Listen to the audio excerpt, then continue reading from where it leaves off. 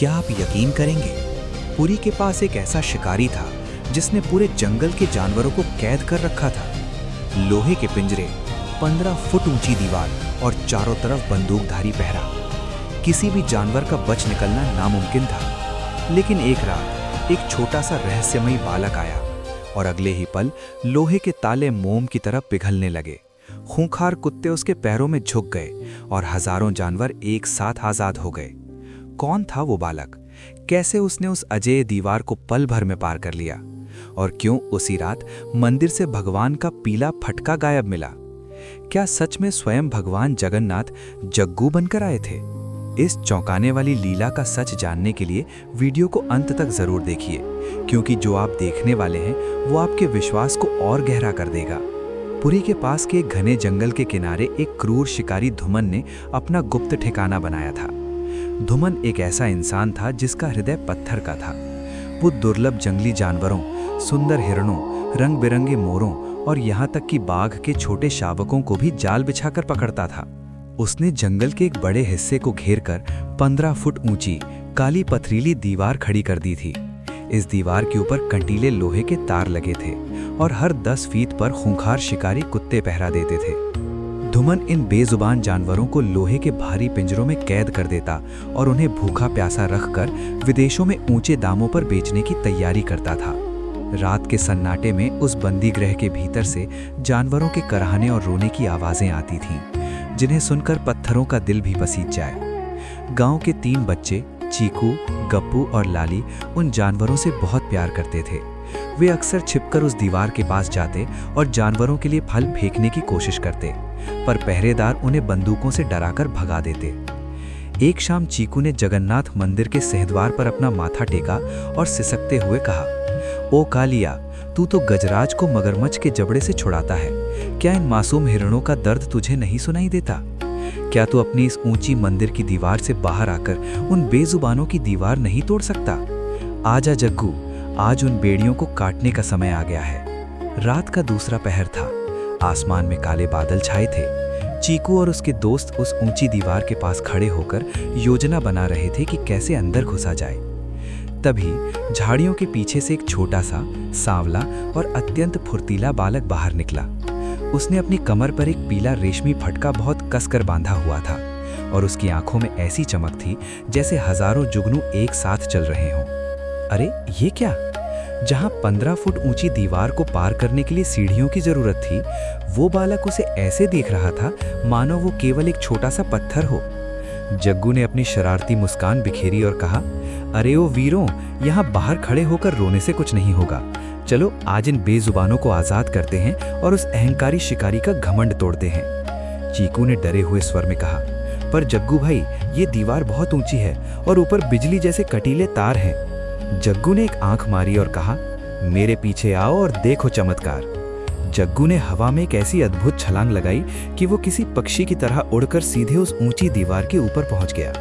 बच्चों की आंखें फटी की फटी रह गईं। जग्गू ने ऊपर से अपना हाथ नीचे बढ़ाया और जैसे ही चीकू और उसके दोस्तों ने जग्गू की एक उंगली भी छुई, वे भी रुई की तरह हल्के होकर दीवार के उस पार जा पहुंचे। बच्चों को लगा कि वे जमीन पर नहीं बल्कि हवा में तैर रहे हैं। बंदी गृह के भीतर का नजारा भयानक था। लोहे के बड़े बड़े पिंजरे थे और उनमें डरे हुए हिरन अपनी आंखें बंद किए पड़े थे। चारों ओर शिकारी कुत्ते और बंदूकधारी पहरेदार घूम रहे थे। जैसे ही जग्गू और बच्चे अंदर पहुंचे, कुत्तों ने उनकी महक पाली। अरे ये क्या? वे खूंखार कुत्ते जो किसी अजनबी को देखते ही चीर देते थे, वे जग्गू को देखते ही अचानक शांत हो गए। उन्होंने भौंकना तो दूर बल्कि वे पूंछ हिलाते हुए जग्गू के पैरों में पालतू बिल्लियों की तरह लौटने लगे। पहलेदार जो कुर्सियों पर बैठकर पहरा दे रहे थे, वे अचानक ऐसी गहरी नींद में सो गए जैसे उन पर किसी ने मोहिनी मंत्र चला दिया हो।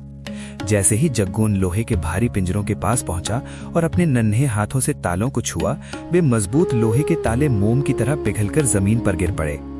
पिंजरों के दरवाजे अपने आप खुल गए। जग्गू ने घायल छोटे हिरन के माथे को सहलाया।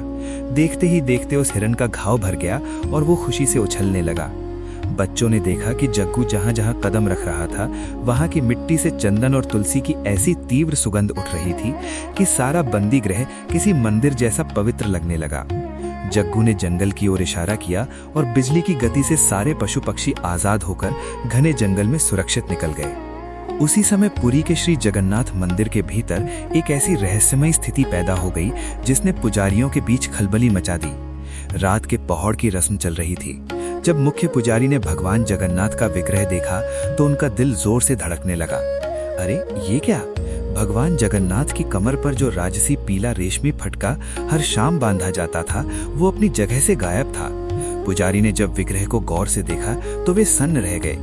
पत्थर के बने भगवान के अंगों पर पसीने की छोटी छोटी बूंदें चमक रही थीं, जैसे कोई बहुत दूर से दौड़कर आया हो।